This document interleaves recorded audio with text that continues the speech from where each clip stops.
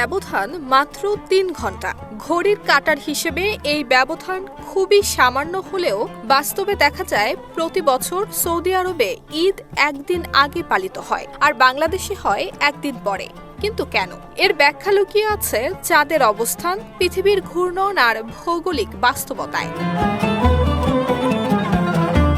Islamic calendar পুরোপুরি চন্দ্র নির্ভর।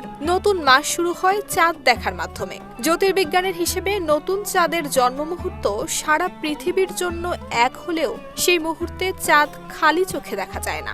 দৃশ্যমান হতে হলে চাঁদের একটি নির্দিষ্ট বয়স দরকার এবং সূর্য ও চাঁদের মাঝে অন্তত 10.5 ডিগ্রি কৌণিক দূরত্ব তৈরি হতে হয়।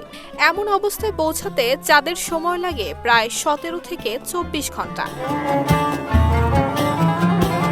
পৃথিবী পশ্চিম থেকে পূর্ব দিকে ঘোরে বলে কালার এক্সপার্ট, জর্জ স্যাপ এবং মাইল্ড অন হ্যান্ডস টেকনোলজি সমৃদ্ধ অরিক্স ক্রিস্টাল ওয়াশ আপনার লন্ড্রি এক্সপার্ট।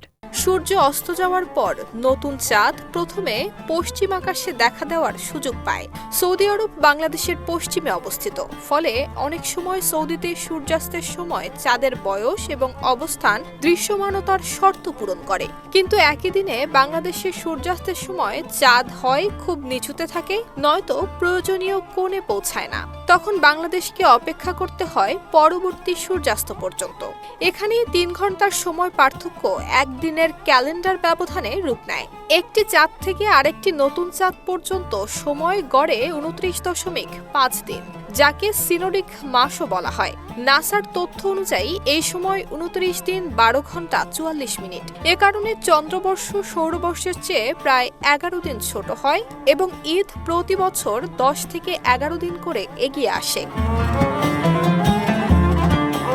সব মিলিয়ে বাংলাদেশ এবং সৌদি আরবের ঈদের একদিনের ব্যবধান ঘড়ির সময়ের কারণে নয়, এটিকে চাঁদের দৃশ্যমানতা, সূর্যাস্তের সময়, পৃথিবীর ঘূর্ণন এবং স্থানীয় চাঁদ দেখার নীতির সম্মিলিত স্বাভাবিক ফল হিসেবেই ধরা হয়। নুসরাত জাহান মেহেক, ঢাকা পোস্ট।